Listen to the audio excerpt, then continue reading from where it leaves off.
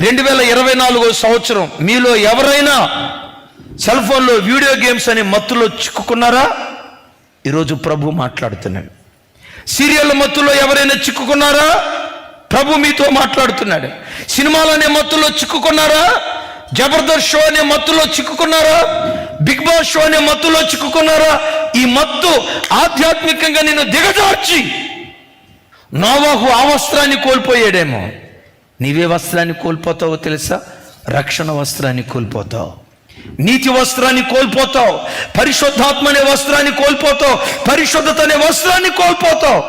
అందుకనే అపోస్తలుడైన పౌలు గారు అంటారు, మద్యముతో మీరు మత్తులై ఉండక, పోకిరి చేష్టలు, అల్లరితో కూడిన ఆటపాటలు, దురాశలు, తాగుబోతుల విందు, చేయదగని విగ్రహం, ఈ మత్తులో మీరు చిక్కుకోకుండా మీరు ఒక మత్తులోకి వెళ్ళాలి. ఏ మత్తులోకి వెళ్ళాలో తెలుసా? ఎల్లప్పుడూ ఆత్మవశులై ఉండండి అంటాడు.